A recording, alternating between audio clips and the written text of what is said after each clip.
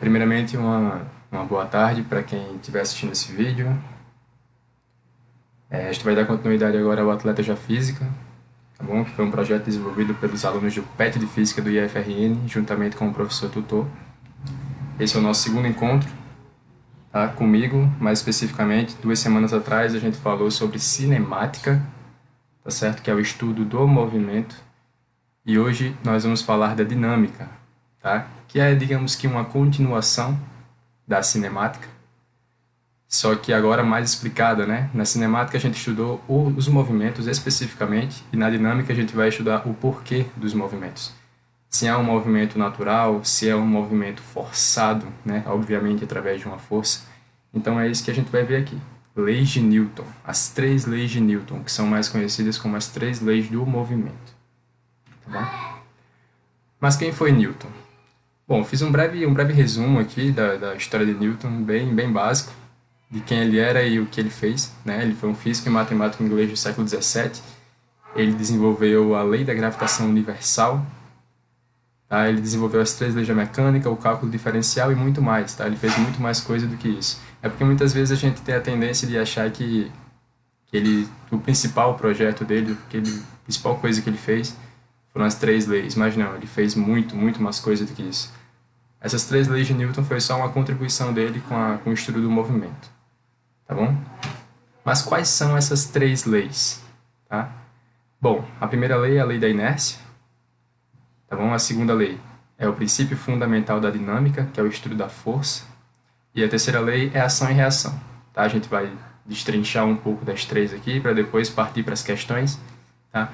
Mas agora vale ressaltar que essas 3 leis, elas são derivadas dessa grandeza aqui, essa grandeza vetorial, que é o momento linear de um corpo, tá bom? Essa grandeza que é a massa vezes a velocidade. Bom, falando agora da primeira lei, que é a lei da inércia, tá?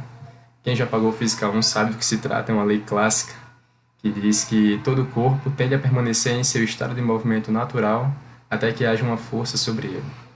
Mas o que é o estado de movimento natural de um corpo? Por muitos anos acreditou-se que o estado natural, de movimento natural de um corpo, era o repouso, tá? Sempre que um corpo estivesse em movimento, havia ali de alguma forma uma força atuando nele, e quando essa força deixasse de atuar por algum momento, o corpo ia tender para seu estado natural de movimento, que seria o repouso, tá? Mas depois viu-se que não é verdade. O estado natural de movimento de um corpo é o repouso, mas também é quando ele está em movimento retilíneo uniforme, tá? Quando o corpo está em movimento uniforme, ele só vai alterar esse estado de movimento se tiver uma força atuando nele, tá bom? Aí a gente pensa, mas quando a gente empurra uma cadeira, ela vai se mover, mas vai chegar um ponto que ela vai parar, porque existe a força de atrito, tá bom? É só a gente usar como exemplo o espaço, tá? Um cara numa nave, num satélite, se ele sair de lá, ali a gente tem a ideia de que não existe nenhuma força, né? Não existe a força da gravidade, né? Força-peso, não existe nenhuma força. Se ele pula ali, se ele se joga na imensidão do universo, ele vai sair em velocidade constante e vai até o infinito, tá bom? Então, o estado natural de movimento de um corpo é o repouso e é o movimento retilíneo uniformemente variado, tá? A segunda lei, que é o princípio da força, tá bom? Newton nos mostra que a força que atua em um corpo é igual à massa desse corpo vezes a sua aceleração. E daqui a gente tira o seguinte, que só existe aceleração em um corpo, aceleração ou desaceleração, quando existe uma força resultante diferente de zero atuando nesse corpo. Então, se o corpo não tem nenhuma força resultante, se a força resultante é nula, obviamente, o corpo não acelera, então o corpo tende ao seu estado natural de movimento, ou repouso, ou movimento retilíneo uniforme. Okay? A unidade de medida de uma força é newtons, tá? Sempre que a gente for calcular o valor de uma força, a gente vai colocar um N no final de newtons, 10 newtons, 20 newtons, e assim por diante. É bom vale ressaltar que a segunda lei de Newton também é conhecida como princípio fundamental da dinâmica, tá certo? Então vamos lá. Então, quando a gente tem mais de uma força atuando no corpo, Como eu falei, a gente vai buscar calcular a força resultante, para que essa força resultante a gente calcule a massa vezes a aceleração, né? E aqui entra um pouco de álgebra vetorial, tá? Que é a matemática dos vetores.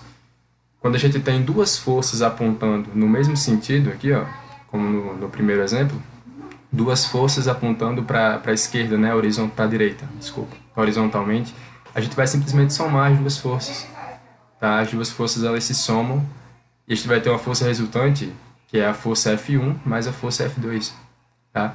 No caso contrário, quando a gente tem uma força apontando para a direita e uma para a esquerda, tá? Nesse caso a gente vai subtrair uma da outra, né? Como se fosse uma espécie de cabo de guerra. Tem uma força aqui para um lado, uma força para o outro. A força de maior intensidade é a que vai se sobressair, então, obviamente, o corpo vai acelerar nessa direção da força maior, sendo que a intensidade dessa força ela vai ser a resultante da diferença dessas duas forças. Tá bom? Vai ser F1, levando em consideração aqui que F1 é maior, né, do que F2, F1 menos F2. Tá? E no caso de, por exemplo, nós temos uma força aqui, ó, no terceiro caso, uma força na horizontal e uma na vertical. A força resultante vai ser aqui, ó, vai estar entre os dois, vai ser essa linha vermelha. Tá bom? Então não vai ser uma força unicamente na horizontal, nem unicamente na vertical. Vai ser uma força resultante que vai ter um vetor para cada direção. Tá certo? Então como calcular essa força resultante? Aqui é Pitágoras, né? O quadrado do primeiro, né? Levando em consideração que o vermelho aqui é a força resultante, o quadrado do primeiro igual a soma dos quadrados dos catetos. No caso, os catetos aqui seriam F1 e F2, né? Só colocar F1 aqui desse lado. Então, a força resultante vai ser igual a raiz de F1 ao quadrado mais F2 ao quadrado. Tá bom? Tá, mas e se forem duas forças que o ângulo entre elas não seja um ângulo conhecido? Por exemplo, você tem o vetor A aqui e o vetor B, e o ângulo θ entre eles é um θ desconhecido qualquer. Como a gente vai calcular o valor dessa força resultante? É aí que entra a regra do paralelogramo, tá bom? Que é uma regra que vai servir para a soma de qualquer vetor, de quaisquer vetores, tá? Você vai pegar dois vetores quaisquer, você vai querer somar, não importa o ângulo entre os dois. Você usando essa regra do paralelogramo, você consegue descobrir qual é o vetor resultante, tá, entre eles.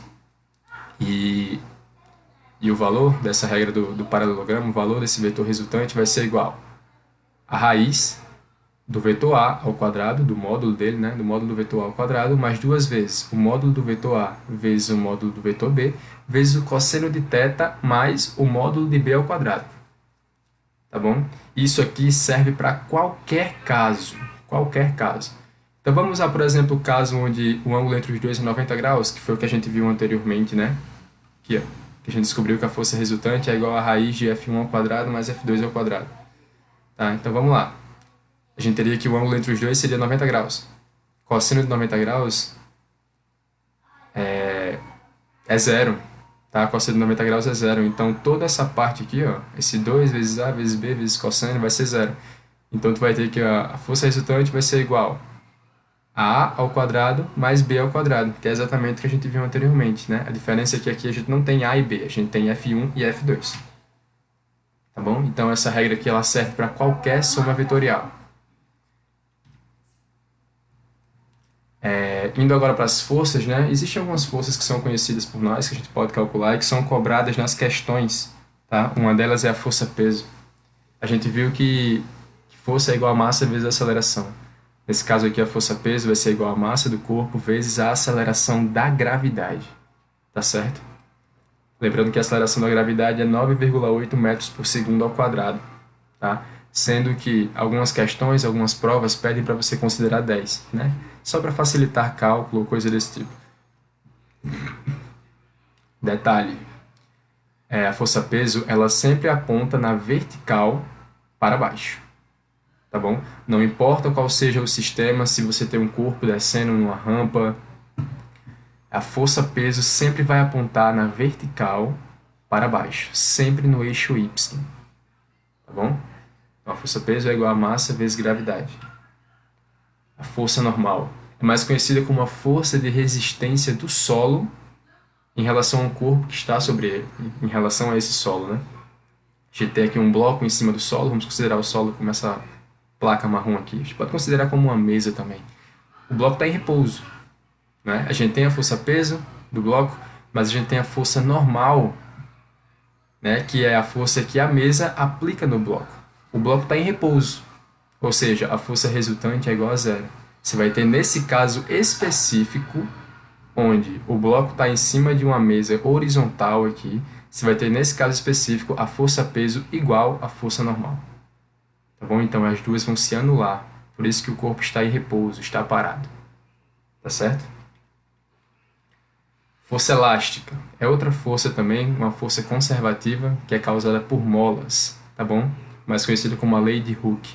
Força elástica vai ser igual a menos kx, tá bom? Onde esse k é a constante elástica, que varia de mola para mola, e o x é a variação do comprimento da mola, tá? Quem já viu, já estudou essa parte da física, das forças, né? Ou então mesmo intuitivamente agora, você imagina que você tem uma mola e você empurra ela, imagina assim, uma mola na parede, você empurra ela, comprime ela, ou então você puxa muito ela. Você vai sentir uma força, tá? Que é uma força conservativa, é uma tendência de retorno ao seu estado natural da mola. Se eu empurro ela, comprimo, eu vou sentir que uma força está empurrando minha mão para retornar, entendeu? Empurrando no sentido oposto. Ou se eu puxo a mola demais, você vai ver que existe uma força também puxando minha mão agora. Essa força é justamente a tendência da mola de voltar para o seu estado natural, né? A tendência de voltar para o seu ponto de equilíbrio, digamos assim. E é por isso que vem esse sinal negativo aqui, tá? Porque sempre vai ser oposto à força que a gente aplica. Tá? Se eu empurro ela, se eu comprimo ela, ela empurra a minha mão. Se eu puxo, ela puxa a minha mão para o outro lado. Por isso esse sinal negativo. Tá bom? Então, o x lá, que é a variação da mola, né? A variação do comprimento, vai se dar justamente por isso aqui. A gente tem aqui em cima uma mola em repouso, a gente empurra ela, tá? Aí tem aqui a variação, o ΔX, vai ser a posição que ela estava inicialmente no repouso para o quanto ela foi, né? O quanto ela comprimiu. Tá certo? Então esse vai ser o valor do ΔX. E do mesmo jeito, se eu puxo ela, tá? O ΔX vai ser a diferença do ponto de relaxamento até onde eu puxei. Tá bom? Esse vai ser o ΔX, conhecido como dilatação da mola. Bom, ainda falando sobre molas, existem casos específicos que são cobrados em questões, tá? Que é quando nós temos duas molas de mesmo tamanho, não importa, mas com constantes elásticas diferentes, né? Que estão ligadas em série e em paralelo, e ambas estão sujeitas a uma força, tá bom? No caso em série, a gente pode ver aqui através dessa imagem, a gente tem uma mola acoplada a outra aqui e tem um bloco, né? Uma força aqui puxando para baixo, pode ser a força-peso, e a gente tem as duas molas aqui, tá? O que a gente vai fazer aqui? A gente tem que buscar encontrar uma mola que seja equivalente a essas duas, tá bom? Que seja equivalente a essas duas, uma constante elástica que seja equivalente a essas duas aqui. Então, o que a gente vai fazer? Ó, a gente tem aqui que a força é a mesma para toda a mola, tá? Então, essa força aqui, força-peso do bloco, é a mesma tanto na primeira mola quanto na segunda, tá bom? Mas como as molas têm constantes elásticas diferentes, tá? Uma vai dilatar mais facilmente do que a outra, tá? Então, a variação ΔX sofrida por K2 é diferente da sofrida por K1. Tá certo? Só que, para uma mola que represente essas duas, o ΔX dessa mola vai ser igual à soma dessas duas aqui. Então, a variação dessa mola, que representa essas duas aqui, vai ser igual à variação da mola 1, mais a variação da mola 2, tá? E a gente viu que a lei de Hooke, força elástica é igual a K vezes X, né? A gente passa o K para o outro lado, dividindo, a gente vai ter o X isolado. Tá? Então, o x dessa mola que a gente quer encontrar vai ser igual à força elástica dessa mola sobre a constante elástica dessa mola, igual à força elástica da primeira mola sobre a constante elástica da primeira mola, mais a força elástica da segunda mola sobre a constante elástica da segunda mola. Mas a gente não falou aqui agora que a força é a mesma para a mola inteira, não é? Então, a gente vai cortar todas essas forças aqui, a gente pode cortá-las. Tá? Já que é a mesma para qualquer mola, a força é a mesma para a mola 1, para a mola 2, obviamente é a mesma para a mola que a gente quer encontrar, para a mola ideal. Tá bom? Então a gente vai ter o seguinte, que 1 sobre a constante da mola que representa essas duas aqui é igual a 1 sobre a constante elástica da primeira mais 1 sobre a constante elástica da segunda. Tá bom? E se tivessem mais molas aqui acopladas em série, a gente usaria a mesma lógica. Seria mais 1 sobre K3, mais 1 sobre K4, constante elástica 4, né, e tal, e assim por diante. Tá? Então, quando você se deparar com uma questão desse tipo, onde ele pergunta qual é a constante elástica total desse sistema, você vai ter que imaginar que é uma mola que você quer encontrar que representa as 2, ou 3, ou 4 que existem no sistema. Tá bom? E quando for em série, é essa relação que você vai usar. 1 sobre a constante elástica dessa mola, que representa as outras, igual a constante elástica da primeira, sobre 1 sobre a constante elástica da primeira, mais 1 sobre a constante elástica da segunda, e assim por diante. Já na associação em paralelo, a gente tem um caso diferente, né? A gente tem aqui duas molas, constantes elásticas diferentes, só que o deslocamento das duas vai ser o mesmo, obrigatoriamente. Tá bom? O deslocamento das duas vai ser o mesmo porque as duas estão acopladas aqui, ó, ao objeto que está sendo puxado. Porém, a força na mola 1 e na mola 2 serão diferentes, né? A gente consegue imaginar isso aqui. Já que uma mola estica mais do que outra, né? E como elas estão sendo forçadas aqui a esticar a mesma quantidade, uma está sofrendo uma força maior do que a outra. Tá? Então a força total aqui vai ser a soma das duas. Tá bom? A força que uma mola que representa essas duas estaria cometida, desse peso aqui, seria a soma dessas duas, a soma das forças aqui aplicada a essas duas molas. Tá bom? Então a gente tem aqui que a variação da mola ideal que a gente quer encontrar, que representa essas duas, é igual à variação na primeira mola, que é igual à variação na segunda. Né? A gente tem aqui ó, o quanto que dilatou. Mas a gente tem que a força, né, que vai ser aplicada a uma mola que representa essas duas, vai ser igual à soma da força na mola 1 com a soma da força da força da mola 2. Tá bom? Então o que a gente tem aqui? A gente viu que a força é igual a K vezes X, né? Constante elástica vezes a variação. Então, a força na mola que a gente quer encontrar vai ser igual a constante dessa mola vezes a variação, a dilatação dessa mola. Correto? Que vai ser igual, né? A força 1 agora vai ser igual a K1 vezes X1 mais K2 vezes X2. Tá certo? Mas a gente não viu que a variação, tanto da mola que representa essas duas, quanto de cada uma dessas molas aqui, ó, elas são iguais, não é? Então a gente pode simplesmente cortar, né, esse x aqui. Tanto xs quanto x1 quanto x2 vão ser iguais. Então a gente corta os três e a gente vai ter que ks vai ser igual a k1 mais k2. Ks, no caso, é a constante da mola que vai representar essas duas. Ser igual à constante elástica da primeira, mais a constante elástica da segunda. E se tivessem outras molas aqui, né, a gente teria K1 mais K2 mais K3 mais K4 e assim por diante. Tá bom? Então, para associação em paralelo, uma questão perguntar qual é o valor da constante elástica que representa que o sistema vai ser a soma das constantes elásticas das molas que estão no sistema. Tá certo? Vamos para a próxima força, que é a força de atrito. Tá? A força de atrito é muito conhecida, que é a força de contato, né, entre o bloco e um solo, um corpo e um solo. Né? É como se fosse uma espécie de força de resistência do solo em relação ao movimento horizontal do corpo.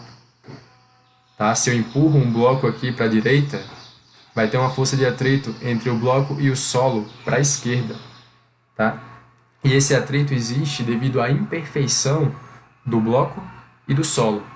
Tá bom? É porque a gente não consegue ver muitas vezes, a gente não consegue ver a nível microscópico, né? Mas se a gente pudesse, por mais polido que seja o solo, o piso, a gente conseguiria ver as imperfeições, né? Então as imperfeições do solo meio que se juntam aqui às imperfeições do bloco, e quando você vai aplicar uma força, essas imperfeições começam a atritar uma com a outra, causando uma força de resistência, tá?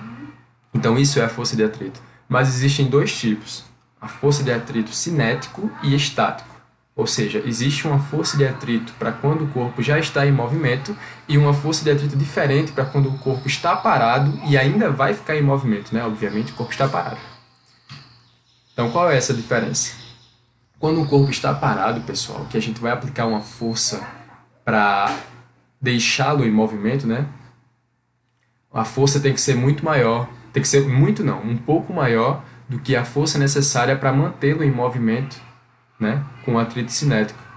Tá? A gente vai ter que aplicar uma força de maior intensidade aqui para que ele comece a se mover, para que depois, né, a gente continue aplicando uma força para quando ele já estiver em movimento. Então a força de atrito estático ela é maior do que a força de atrito cinético. Tá? Só para ressaltar, a força de atrito, pessoal, vai ser igual a constante de atrito vezes a força normal. Mas por que a força normal? Quanto maior for o peso de um corpo em um plano horizontal, maior é a força normal, correto? Então mais difícil vai ser empurrar esse corpo. Quanto maior for a força normal, mais difícil vai ser empurrar esse corpo, tá certo? Então a gente tem aqui a força de atrito cinético e estático, tá? No caso do atrito cinético, a gente vai ter constante de atrito cinético, e no atrito estático a gente vai ter a constante de atrito estático, tá? E aqui tem um gráfico que representa as duas forças, né, para uma força aplicada. A força de atrito estático, ó, a gente já viu aqui pelo gráfico, que ela é maior do que a força de atrito cinético, né? A força de atrito estático ela vai até o limite e quando o bloco começa a se mover, a força de atrito diminui. Tá bom? Então, para mantê-lo em movimento é mais fácil do que tirá-lo do lugar, digamos assim. Bom, agora a gente vai ver a força de arrasto, tá? Que é mais conhecida como força de resistência do ar. Existem muitas questões na física, né, que a maioria eu acho que a gente faz, que pede para a gente desconsiderar, né, a força de atrito, pede para a gente desconsiderar qualquer força de resistência do ar, né, pois a força de resistência do ar é justamente a força de arrasto. E é muito interessante, porque olha só, a força de arrasto vai ser igual a 1 meio de C, que é o coeficiente de arrasto, vezes P, que é a massa específica do ar, né, a densidade do ar. Obviamente, quanto maior for essa densidade, essa massa específica, mais difícil é de se mover e mais forte é a força de resistência, né? Vezes A, que é a área do corpo em contato com o ar, vezes a velocidade do corpo ao quadrado.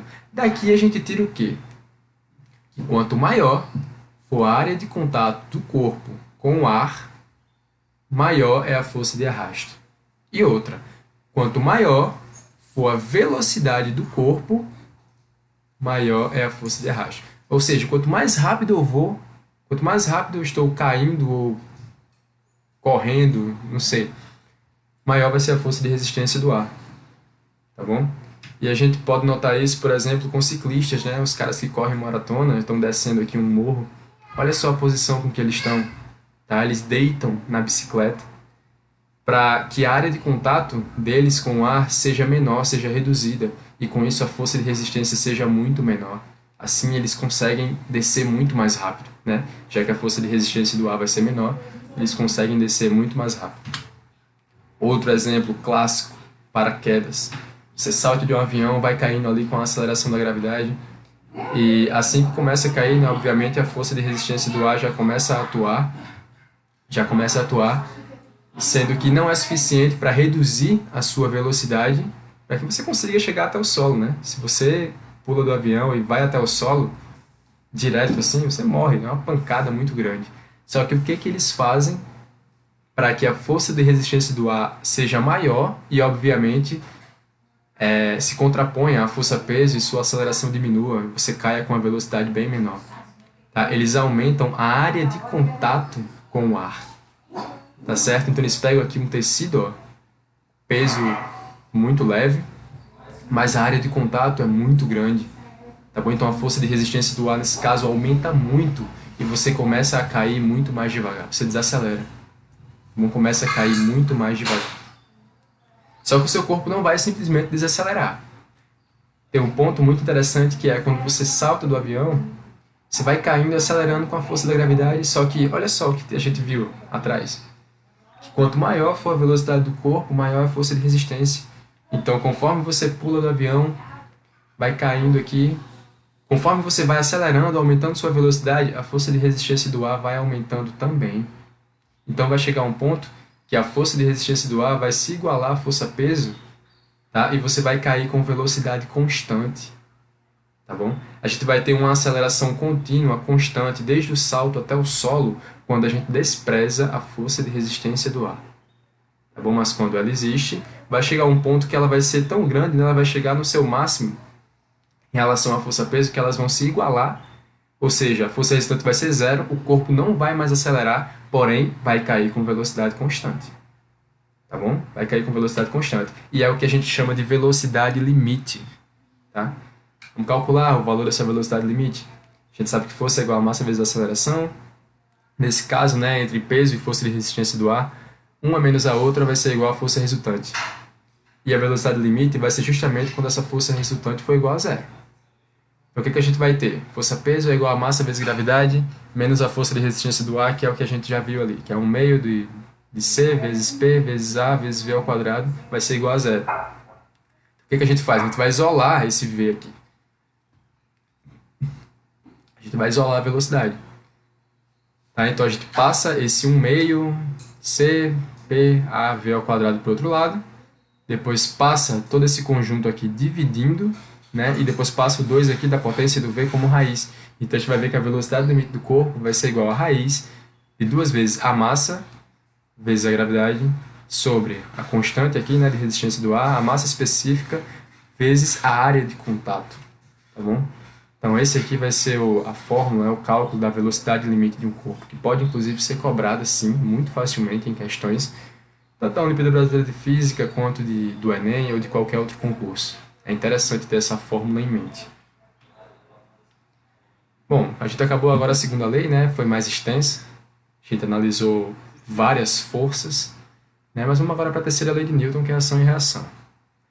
O que é que diz a ação e reação? Ela fala o seguinte: quando eu aplico uma força num corpo, seja na parede, seja num bloco, não importa. Quando eu aplico uma força num corpo, esse corpo aplica uma força de mesma intensidade em mim. Tá? Se eu empurro com minha mão um bloco, esse bloco está aplicando uma força de mesma intensidade na minha mão. Sendo que essas forças, pessoal, esse é o detalhe, elas nunca se anulam e elas atuam em corpos diferentes. Elas são iguais em módulo, tá? Mas atuam em corpos diferentes. Então esse é o detalhe. Aí eu coloquei aqui, força-peso e força normal. No bloco aqui no solo, né? Força-peso e força normal. É um par ação e reação? Não. Por quê? Porque a força-peso e a força normal aqui nesse caso, elas se anulam. Primeiro detalhe. Tá? Um par ação e reação, ele nunca se anula. Tá bom? Então, e outro detalhe, né? Aqui a força-peso e a força normal atuam no mesmo corpo, atuam no bloco. Tá? E a gente viu que isso não é um par ação e reação. Tá? Um par ação e reação atuam em corpos diferentes. Tá, então a gente tem aqui a força normal, a força-peso. Onde é que está a força de reação da força normal e a força de reação aqui da força-peso? A gente vai ver agora no próximo slide. Tá? Um passo em reação, tem aqui o exemplo do martelo batendo no prego. É nesse sentido aqui, ó. A força com que o martelo bate no prego, né? Ele está aplicando uma força no prego, o prego está aplicando uma mesma força no martelo. Tá bom? Elas atuam em corpos diferentes. Mas vamos lá. Onde é que está a força de reação da peso e da normal? Ó, a gente tem aqui a mesa, né? Vamos dizer que é a mesma mesa lá, o mesmo bloco. E aqui é a Terra. A força normal, que a mesa aplica no bloco, vai ter uma força de reação de mesma intensidade do bloco na mesa. Então a força de reação da força normal, ela está na mesa. Já a força de reação do peso aqui no bloco está lá no centro da Terra. Tá bom, pessoal? Está lá no centro da Terra. Os dois se atraem. Tá bom? Essa é a tendência. E aqui são outros exemplos, né, de ação e reação do nosso cotidiano, do nosso dia a dia, bem básicos. Por exemplo, aqui o futebol, né, o cara chuta uma bola com a força F, a mesma força está sendo aplicada no seu pé, por isso que muitas vezes quando a gente joga descalço, com uma bola mais dura, uma bola de futsal, a gente chuta, né, o nosso pé fica vermelho, né, porque uma força de mesma intensidade foi aplicada no nosso pé, tá bom? Então, quando a gente está fazendo flexão, a força com que a gente empurra o solo, né, é a força que a gente consegue levantar o nosso corpo. Tem aqui uma mesa acoplada no chão, um rapaz numa cadeira de rodinha, ele empurra a mesa para frente, a mesa não sai do lugar por estar acoplada, porém ele vai no sentido oposto, tá? Então esse seria um passo em reação, ele aplica uma força na mesa e a mesa aplica uma força na sua mão de mesma intensidade, por isso que ele vai no sentido oposto. Tá? Isso fica mais específico ainda quando a gente tem aqui esse exemplo ó, de duas meninas com rodinhas, né? Com patins, acho que é esse o nome. Duas meninas aqui ó, com rodinhas nos pés e uma empurra a outra. A força com que essa de capacete verde empurra essa de capacete amarelo aqui é a mesma que essa de capacete amarelo vai aplicar na de capacete verde, tá? Então, quando a de capacete verde empurrar, as duas vão cada uma para um sentido oposto, certo? Cada uma vai para um lado. Bom, agora a gente vai para as questões, né, que é a parte mais interessante. As questões que eu trouxe aqui para vocês são da Olimpíada Brasileira de Física, o modo como elas são cobradas. Vocês vão ver que não tem nenhum bicho de sete cabeças, são questões simples, tranquilas. Vamos lá. Primeira questão. Uma bola homogênea de peso 100 raiz de 3 encontra-se apoiada sobre uma superfície plana, sem atrito e presa por uma corda inextensível, conforme a figura abaixo. Considerando que a mesma se encontra em equilíbrio e submetida à ação de uma força F de intensidade igual a 50 N, determine a intensidade da reação normal entre a bola e o plano, considerando o centro da bola como sendo o ponto P de interseção das forças aplicadas sobre ela, além de desprezar qualquer tipo de rotação da mesma. O que a gente vai ter aqui? A gente tem uma bola, né, uma bola de peso 100 raiz de 3, como ele já diz aqui, 100 raiz de 3 newton, e ele quer saber quanto vale a força normal. Só que essa bola, ela está acoplada aqui a uma corda, ó, tá? Que quando a gente puxa a bola, essa corda vai ficar aqui a um ângulo de 60 graus e ela vai aplicar uma força na horizontal e na vertical. Então aqui a gente não pode simplesmente igualar a força peso ou a força normal, tá? Porque a gente também tem aqui essa força de tensão aqui, de tração, no sentido vertical. Como é que a gente analisa isso? A gente coloca no plano cartesiano, né? Vertical, horizontal. A gente tem aqui a força peso na vertical para baixo, a gente tem a normal na vertical para cima, a gente tem a força F aqui de 50 newtons na horizontal para a direita, e a gente tem essa tração T aqui, ó, né? Que é a da corda, fazendo um ângulo de 60 graus. Então a gente vai primeiro destrinchar essa tração T aqui, para que a gente possa calcular o valor de N. Então vamos lá, qual é o valor da tração no eixo Y e a tração no eixo X? Aqui a gente vai usar a trigonometria, pessoal. Seno de 60 é igual ao oposto pela hipotenusa. Seno de 60 vai ser igual a T de Y, né? A T no eixo Y, dividido por T. Tá? Seno de 60 é igual a raiz de 3 sobre 2 vezes T, igual a TY. Né? A gente passa o T para o outro lado multiplicando. Já cosseno de 60 vai ser igual a T no eixo X, dividido por T. Cosseno de 60 vai ser igual a 0,5 vezes T, igual a Tx. Só passar o T multiplicando. Tá? Ó, primeiro que a gente já sabe aqui, ó, ele disse pra gente que o sistema está em repouso. Tá certo? O sistema está em repouso. Ou seja, tem essa força aplicada aqui na bola, mas a bola está parada. Tá bom? Então vamos analisar. No eixo X, a gente vai ter que a força aplicada de 50 N vai ser igual a T de X. Por que igual? Porque o corpo está parado, né? O corpo está parado. Se o corpo está parado, as forças estão em equilíbrio aqui. Estão se equilibrando. T de X vai ser igual a força F. Então, a força F de 50 N vai ser igual a 0,5 T, que é o valor de T de X. Tá bom? Então, T vai ser igual a 50 sobre 0,5. 50 dividido por 0,5 é igual a 100. Então, a gente já descobriu o valor da tensão aqui, da tração. Certo? Mas não é isso que ele quer saber. Ele quer saber o valor da força normal. Então, vamos ver no eixo Y. A gente tem que a força normal, ponta para cima, vai ser igual a T de Y mais P, porque as duas apontam para baixo. Tá certo? Então, vamos lá. Quem é T de Y? Raiz de 3 sobre 2 vezes T. Mais a força-peso, que é 100 raiz de 3, que ele deu na própria questão. Tá certo? Então, T, ó, a tração aqui, a gente já descobriu quanto vale, pessoal. A gente descobriu aqui, ó, do eixo X, T é igual a 100 N. Tá? Então, a gente vai colocar 100 aqui, substituir o T por 100.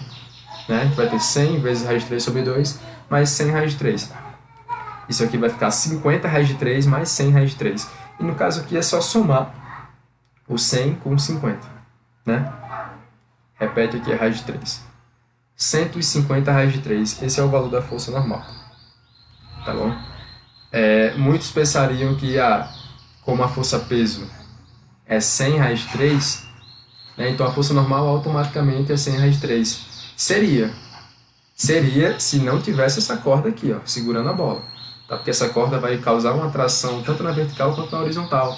Tá? E essa tração tem que ser aplicada na análise aqui, ó, quando a gente vai analisar o plano cartesiano. A gente tem que colocar essa tração lá. Então a resposta é a letra B. A força normal tem intensidade de 150 raiz de 3 newtons. Tá bom?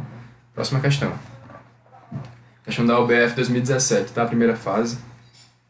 Você empurra com velocidade constante um bloco retangular de madeira sobre um determinado piso aplicando-lhe uma força F1. Você decide virar o bloco de tal forma que ele fique agora com a face de menor área, 2 vezes menor, sobre o piso. Nessa nova posição, para manter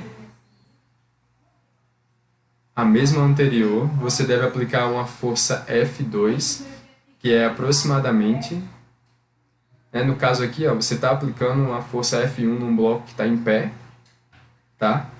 E ele quer saber como que você vai fazer, qual é o valor da força que você vai aplicar para quando o bloco estiver deitado, tá? Para que você empurre ele com a mesma intensidade, né?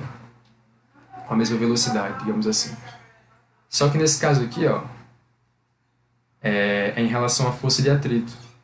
A força de atrito é o quê? A gente viu lá que a força de atrito ela tem uma relação com a força normal e com coeficiente de atrito.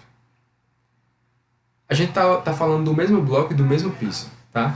Só que em um momento ele vai estar em pé, no outro momento ele vai estar deitado. Vocês concordam que nessas duas situações a força normal é a mesma? O peso do bloco vai ser o mesmo, não é? Então a força normal vai ser a mesma. O coeficiente de atrito também, porque vai ser o mesmo solo, tudo do mesmo jeito.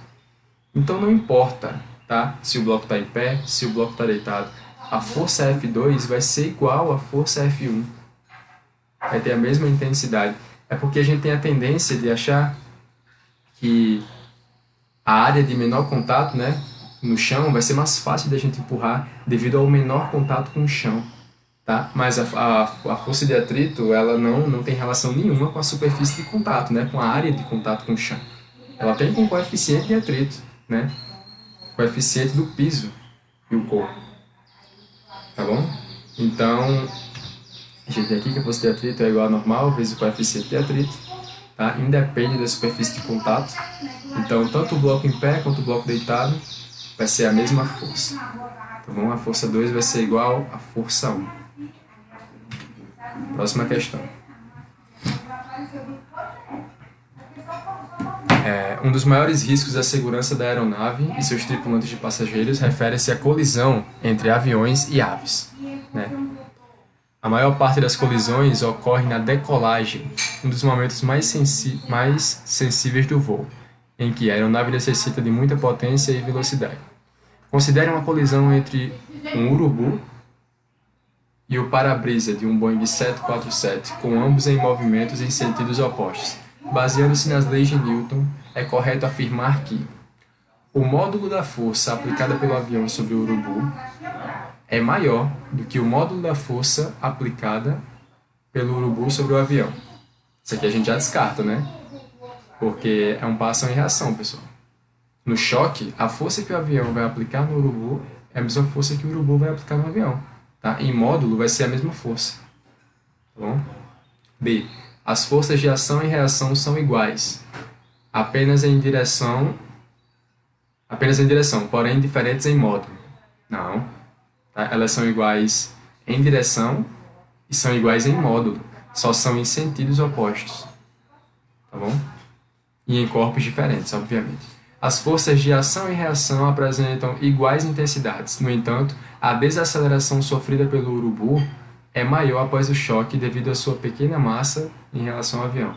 Essa é a resposta correta, não tem nem o que discutir, né? Quando o avião bate no urubu, a gente vai ter ali um passo e reação, né? O choque com que, a força com que o avião bate no urubu é a mesma que o urubu bate no avião, só que devido ao urubu ter uma menor massa, ele vai sofrer uma desaceleração tremenda, né? Obviamente vai até morrer, tá bom? A gente vai analisar isso bem, assim, essa colisão entre corpos, quando a gente for analisar momento linear, tá bom? Colisões assim, velocidades constantes e tal.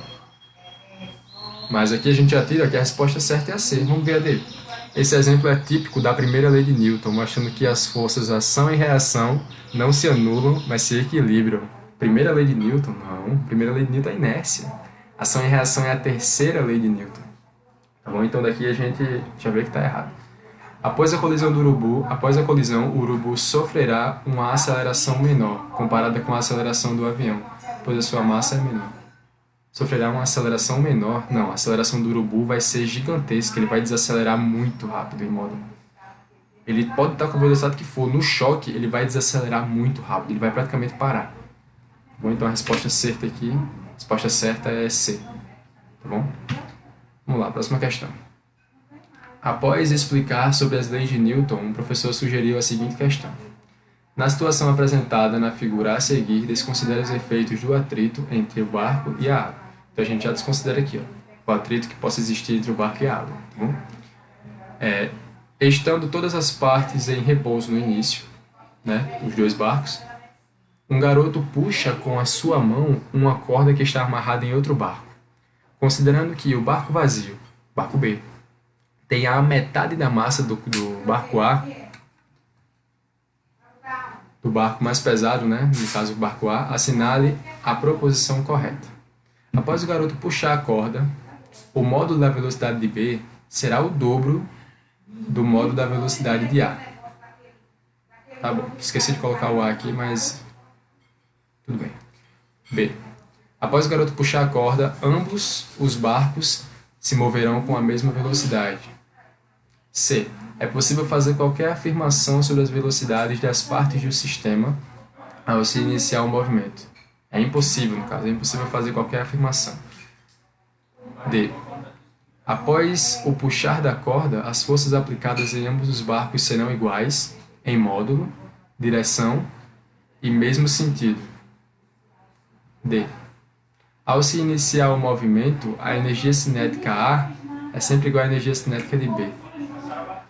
Vamos analisar aqui, pessoal. A gente tem dois barcos, o barco A, o barco B. O barco B tem a metade da massa do barco A. Quando o menino puxa a corda, tá?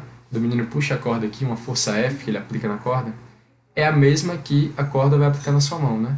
Então a força que ele aplica no barco B aqui, no bote B, é a mesma que o bote B aplica na sua mão, tá? Força de mesma intensidade. Só que força não é igual a massa vezes aceleração? Vocês concordam comigo? Força é igual a massa vezes aceleração. Como o barco B tem metade da massa do barco A, a sua aceleração vai ser o dobro para a mesma força. Tá? No barco A,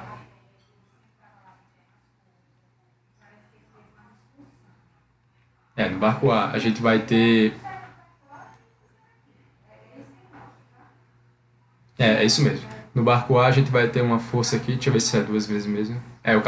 O barco B tem metade da massa do barco A. Então a sua aceleração vai ser duas vezes maior.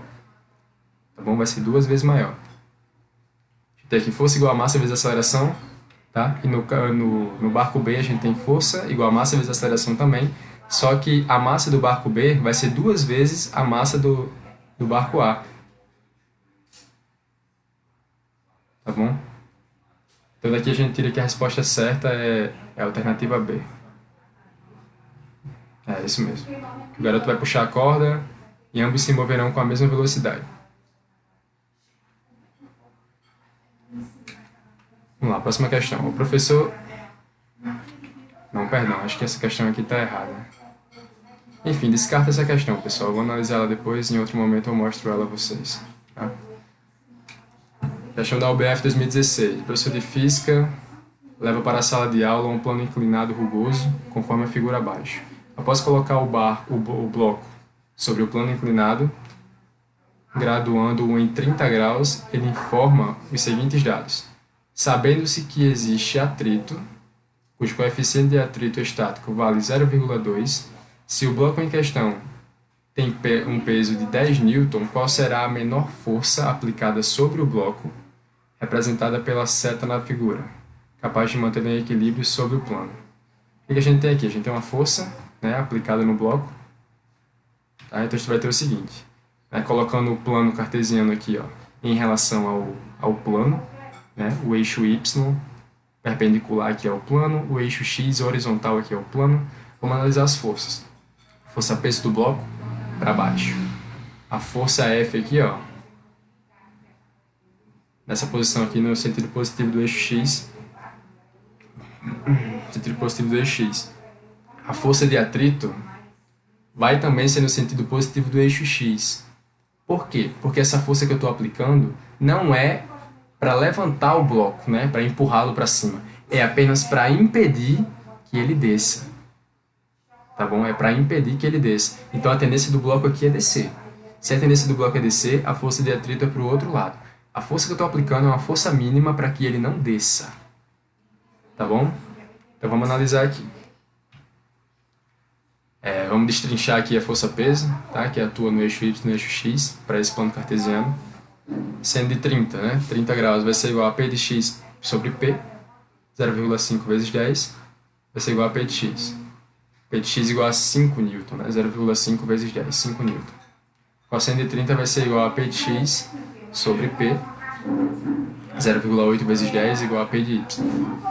Tá? P de y é igual a 8 newtons. Então a gente descobriu aqui, ó, as vertentes da força-peso no eixo x e no eixo y.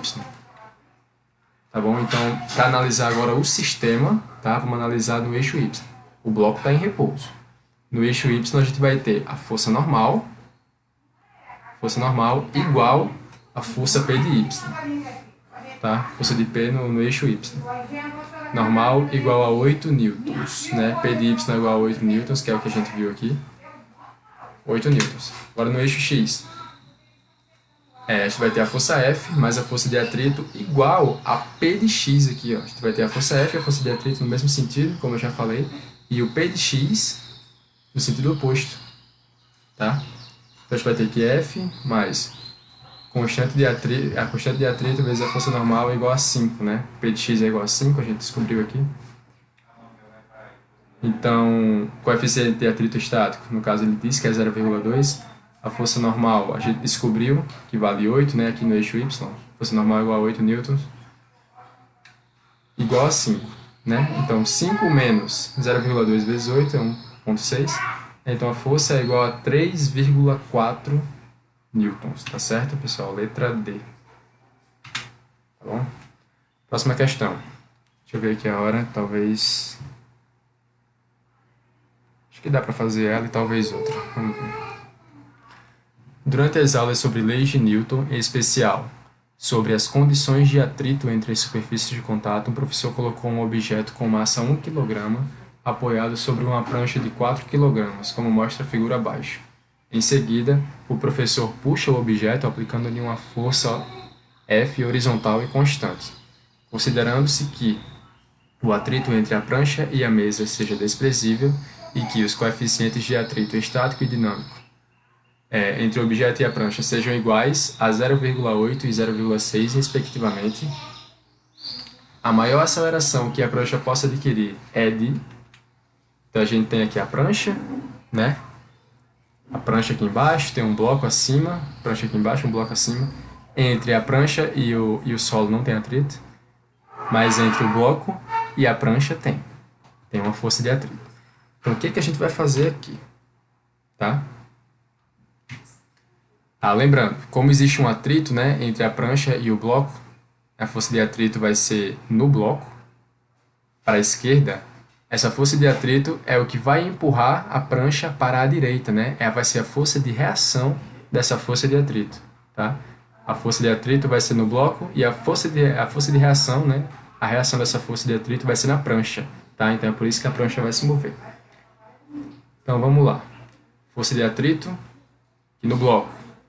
Vamos considerar o bloco aqui em repouso, né, em cima da prancha, força de atrito vai ser igual a força F. A constante de atrito vai ser igual a força normal igual a F. Constante de atrito aqui vai ser igual a 0,8, né? Vai ser o atrito estático, 0,8, só lembrando que ele disse aqui, vezes 10, que é a força normal, tá bom? Vai ser igual a F. No caso, F vai ser igual a 8, tá? Mas por que 10 a força normal? Porque ele fala que a massa apoiada sobre a prancha é de 1 kg e a prancha é de 4 kg. Tá bom? Então a força normal aqui vai ser de 10 newtons. Tá? Então vamos lá. Força é igual a massa vezes a aceleração.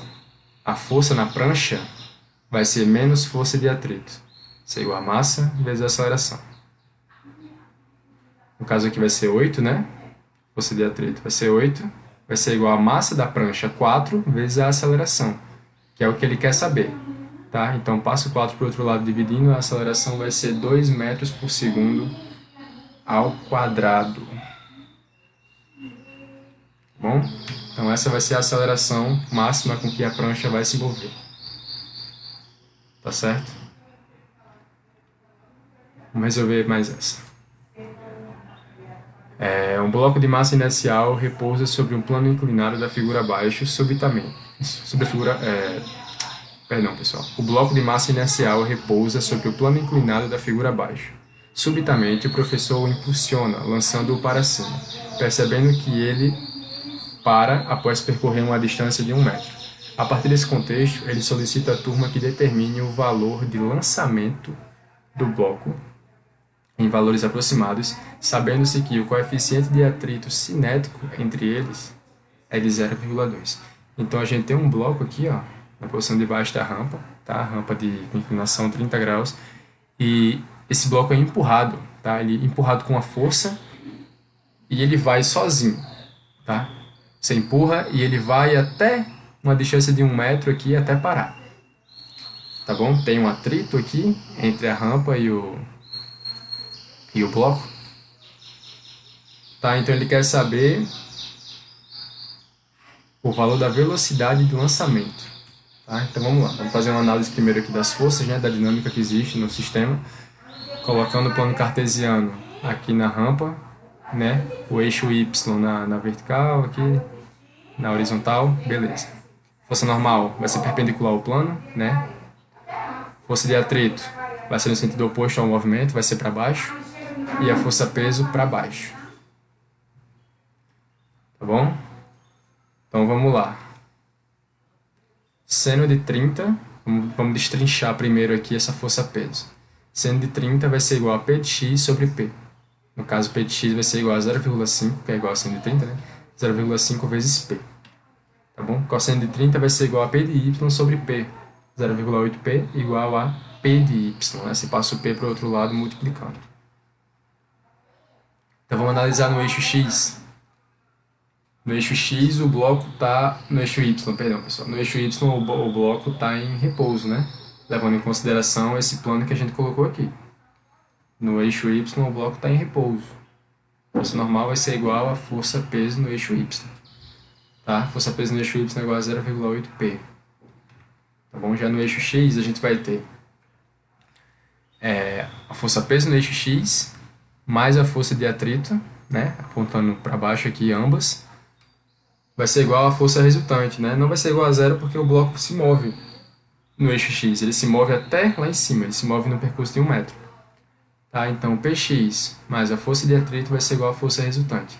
Px é 0,5P, força de atrito, o coeficiente de atrito cinético vezes a força normal, igual a massa vezes a aceleração. Tá? Então 0,5P. Tá bom? A gente tem aqui 0,5P mais 0,2, que é o coeficiente, vezes 0,8P. Tá bom? O que a gente pode fazer aqui? Colocar o P em evidência. E o P a gente sabe que é o peso, é massa vezes gravidade. Então, colocando o P em evidência, destrinchando para massa vezes gravidade, a gente consegue cortar as massas aqui, ó, tanto de um lado quanto do outro. Tá bom? Então a gente vai ter que G vezes 0,5 mais 0,2 vezes 0,8 vai ser igual à aceleração do corpo. Tá? Utilizando a gravidade como 10 aqui, né, que é como ele prefere, uma questão prefere, a prova, no caso, a Olimpíada Brasileira de Física, pede para você considerar a gravidade como 10. Então, a gente vai ter uma aceleração de 6,6 metros por segundo ao quadrado. Só que nesse caso vai ser uma desaceleração de 6,6 metros por segundo ao quadrado, tá? Porque o bloco ele sai aqui, ó, com uma força, com aceleração, aí ele vai desacelerando, desacelerando, desacelerando até parar lá em cima, após 1 metro. Então, como ele quer saber qual é a velocidade inicial, a velocidade de lançamento, a gente vai fazer uso da cinemática, tá? A gente vai usar a Torricelli aqui, ó, para o movimento uniformemente variado. Diz o seguinte, que a velocidade final de um corpo é igual à velocidade inicial mais 2 vezes a aceleração vezes a variação do espaço. A variação do espaço a gente sabe que foi 1, a aceleração a gente sabe que é menos 6,6, a velocidade final a gente sabe que é 0. Então dá para a gente saber facilmente qual é a velocidade inicial do corpo. Tá bom? Após substituir todos os valores, a gente isola a velocidade inicial, passa o quadrado para o outro lado, né, como raiz, e a gente vai ter que a velocidade inicial com que o corpo saiu, com que o bloco saiu, foi de 3,63 metros por segundo. Tá? Alternativa B.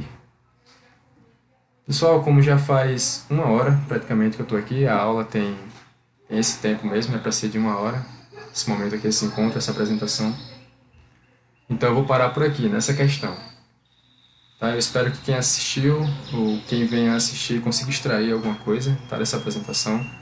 Essa é a nossa intenção com esse projeto, é a gente ter uma desenvoltura maior para apresentar, já que a gente está estudando para ser professor, e ajudar vocês da melhor forma possível, né? A tirar uma dúvida, a analisar a resolução de uma questão. Peço desculpas se eu me equivoquei em alguma definição, peço desculpas se eu errei em alguma questão. Acredito que eu tenha feito errado aqui essa questão anterior. A do barquinho lá, né? Essa questão do barquinho, eu acho que eu analisei errado aqui. Mas eu vou refazê-la aqui em outro momento, se tiver outra apresentação eu posso trazê-la para vocês. Tá bom? Então peço desculpa por qualquer coisa e muito obrigado a todos que assistiram. Tá bom? Uma boa tarde. Tchau, tchau.